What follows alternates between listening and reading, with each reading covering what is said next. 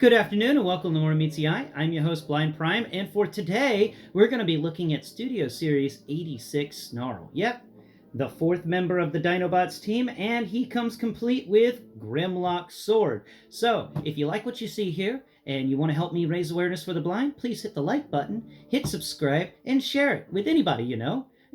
Just for fun. Post it on your Facebook wall and go, holy crap, look what this blind guy's doing, something like that. Every little bit helps me out, and every subscriber helps me reach, helps me to reach more of the blind that are out there. The reason I started this show. So help me reach the blind and watch my show to understand more about the blind. After all, More Than Meets the Eye is about raising awareness for the blind through alternative means and methods. So let's get into Studio Series 86 Snarl. And I have to say, I really like him. So far in the Studio Series 86 Dinobots kind of thing, my favorites are actually, not Slag, Sludge here. Are you Sludge? No. You're Snarl. Sludge is over here, right? Yeah, that's Sludge. Sludge is my favorite out of this bunch. I love his transformation. I think it's a lot of fun. And of course I've got Slag over here next to Sludge. Yeah, I know some people don't like the word slag, but you know what? It's a word that means trash. So, yeah, all right. I don't care. I'm just not going to call him Slug because Slug is a stupid name for a Triceratops. They could have come up with all sorts of names for Triceratops. Instead, they came up with Slug, which is something that doesn't have any feet. And yeah, whatever. So let's do some size comparisons before we really get into the meat and potatoes of this video. We've got him sitting here. We've got Snarl next to Sludge, and Sludge and Snarl are shoulder-wise, same height. They did a good job with that height. Head-wise, same height. These guys are, wow, they just did good. They just did really good. Let's move Sludge out of here because he's a big boy. They're all big boys, but Sludge is an extremely heavy boy. And then let's go ahead and compare him over here to Slag. And we get another... Slag's shoulders are a bit shorter than Snarl's shoulders, but then again, Slag was kind of the shorter guy of the bunch. And there we go. That's nice. Their heads, of course, are on different planes. Slag's head is shorter than Snarl's head here. Snarl, where's your head at? Oh, there it is. Blind people problems. Okay, so yeah, so that's a nice little comparison. Let's put Slag in front of Snarl. There we go. And I think put them back to back. That's nice. I like that. So let's put Slag away over here next to Sludge, and let's talk about Grimlock and Snarl together, because Snarl comes with an accessory that's meant for Grimlock, apparently. I always wondered where Grimlock got the sword from, and I didn't realize that he got the sword from from Snarl. That's neat. I like that. And so now Grimlock has a sword. And the coolest thing about the sword that comes with Snarl is that they built it for Grimlock. So instead of it... Let's take the sword out of your hand. Instead of it having like a wide pommel, little brace there, most of the swords that we've gotten with the Transformers have had a pretty wide pommel to them. And that has, I think that's what it's called, the thing that's between the blade and the handle. That thing usually is too wide, and so you can't get a sword to hold right in Grimlock's hand. You'd have to hold the sword kind of sideways or something, where it's showing the flat of the blade outwards. But with the sword that came with Snarl, they thought about that with Grimlock. So Grimlock's big old feet that hang out there, he can just hold the sword. I like it. I really do. I think that's a lot of fun, and it definitely helps out with the fact that Grimlock's arms are kind of stupid. So that works out really well with Grimlock, and I am very happy with this accessory. This accessory is very fun, and let's pull it out of his hand and we can describe it in depth. It's like it's a thin sword at the bottom, but it widens really far. It looks like kind of fire at the top, or Stegosaurus, Stegosaurus little plates. It kind of feels like that. It's a neat sword. It's got some cool textures to it in the middle. It's got some kind of sci-fi stuff going on there, because I think it's supposed to be a fire sword or something. I don't really remember, but I do like it. I do wish they'd made it out of a sturdier plastic, a harder plastic. This is made with rubberized plastic and a hardened shell in the center. So, well, not a shell, but there's like some bones to this thing that are made out of harder things, and that stops the blade from wilting. And I like that. I don't like the fact it's rubberized, but I like the fact that they did add a core of hard plastic to stop the blade from doing what the other blades always seem to do. And yeah, so let's put this back in Grimlock's hand, and then we're going to set Grimlock and the Sword of Snarl over here to the side. There we go. That's wonderful. Now, let's talk about, well, before we do, I forgot to compare sizes for these two guys. So let's put them shoulder to shoulder.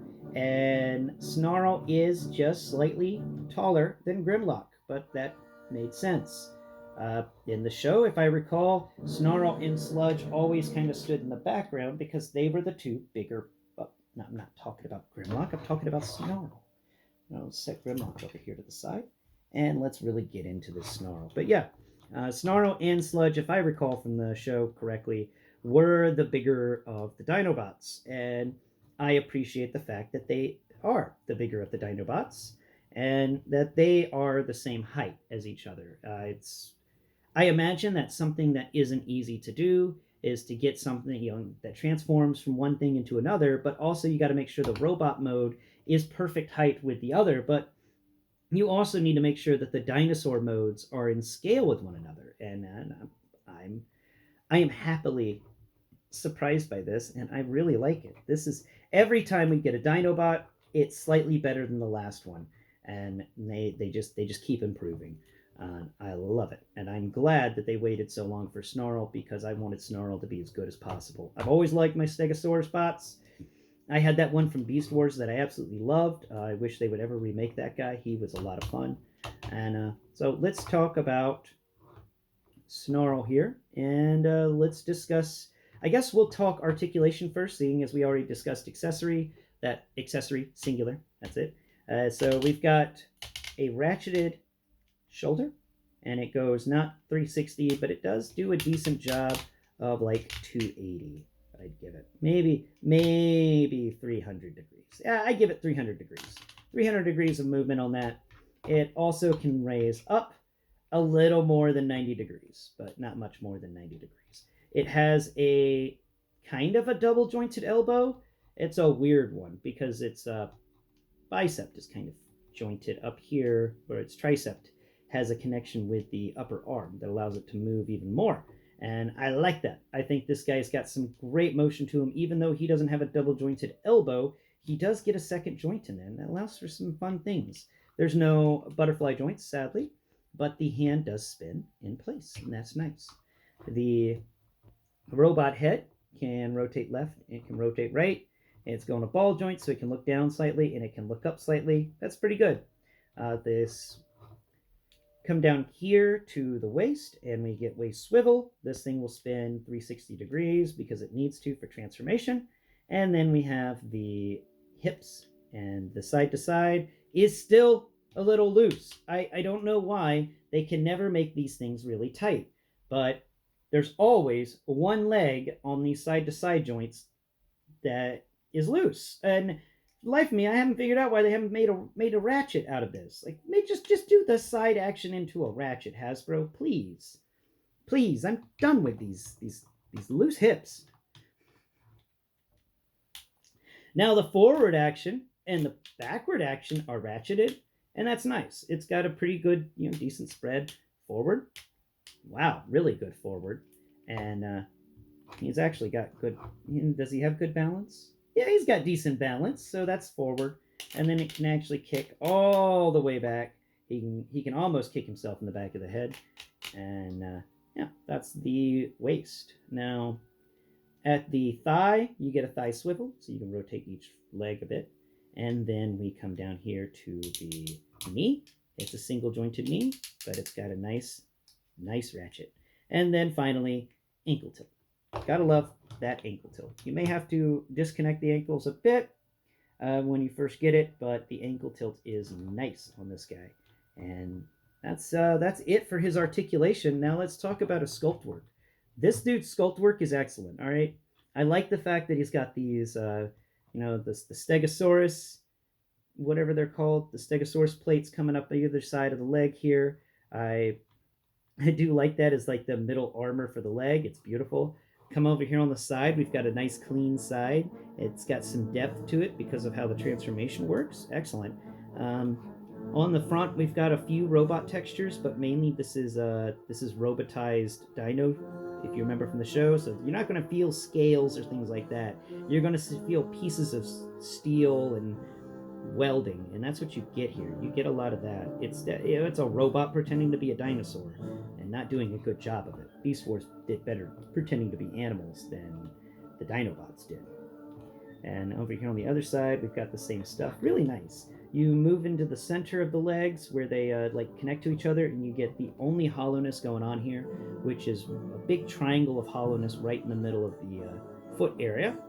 And that's it for hollowness, though, so give it up for that. Sometimes this piece in front of his leg doesn't like to clip into place, but that's okay because this piece is, because it can move around, it does help with posability, things like that. And I don't want to break it, so there it goes. I did snap it into place. Nice. Now let's see if we can do it. Yep, there. Did it on the other side, too. Got those things handled. So that's the feet. Really nice feet. Really great textures there. And on the back, you've got some really deep heels, so this dude is not going to go... Ooh, and there's vent action going on the back of his legs. I love me some vents, even giant vents like those. So the front of him again, we come up to his thighs, and we get some sculpt work going on in his thighs, but not much. Once again, very bland thighs. They didn't even, I do wish they would do more with the thighs. I really do. And it is a shame when you get blank thighs.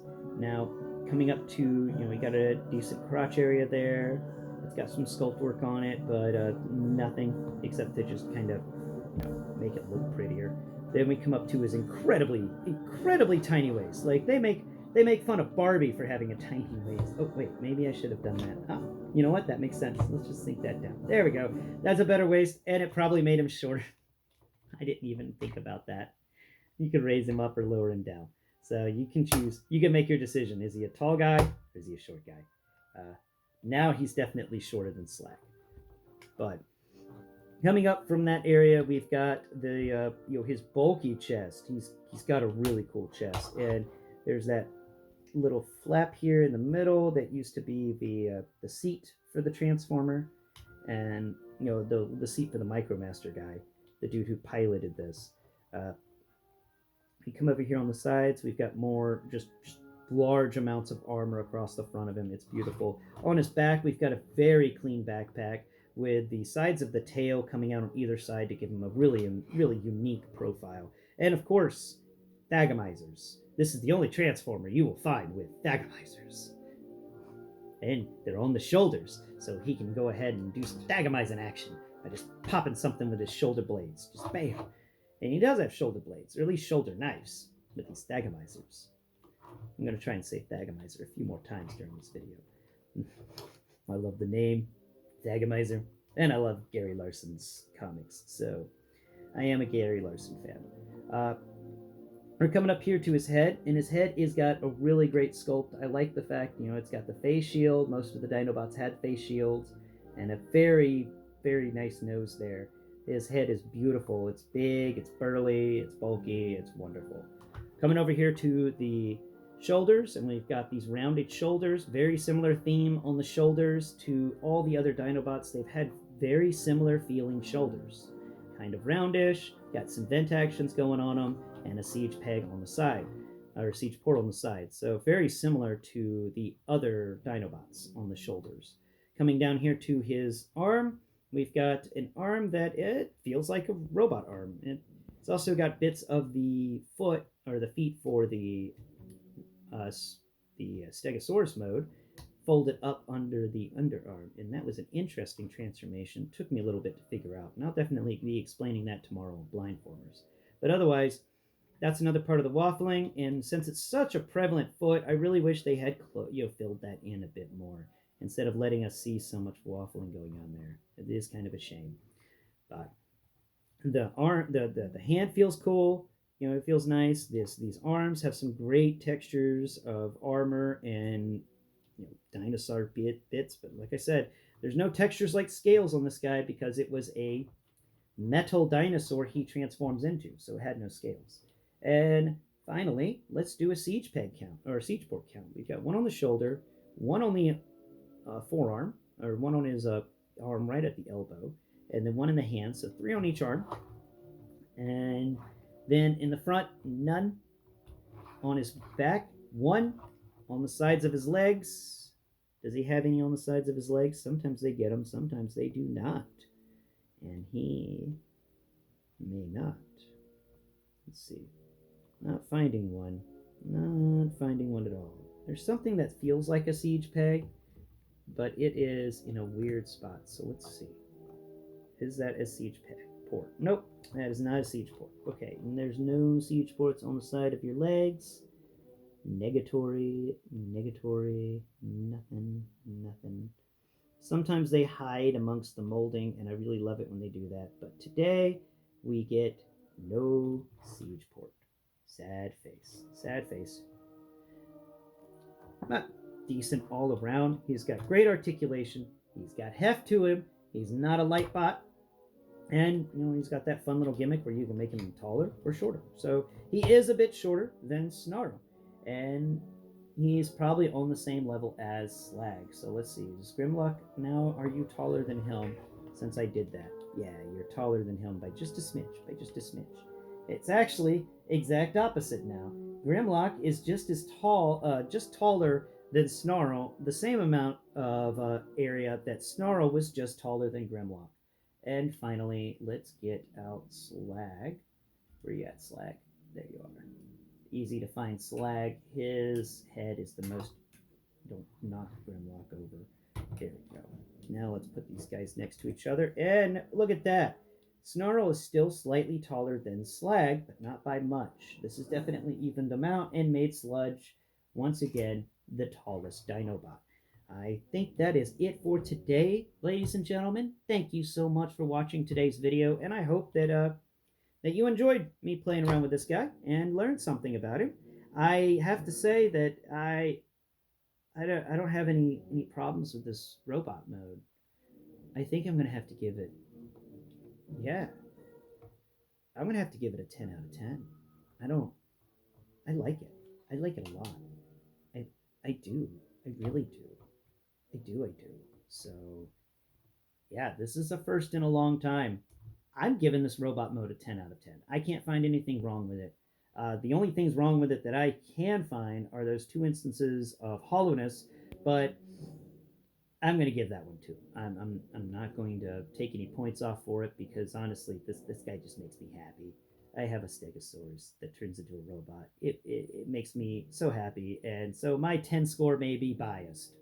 I'll be honest with you, it is kind of biased, but 10 out of 10 from Blind Prime. Tune in tomorrow. We'll talk about the transformation of him and discuss how this transformation is one of the more complicated ones in the entire Dinobot series so far.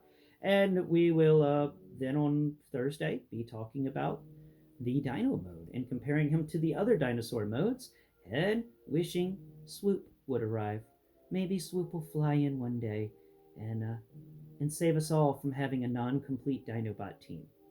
Thank you so much for watching today's video, and please tune in next Friday where we've got more to discuss and talk about.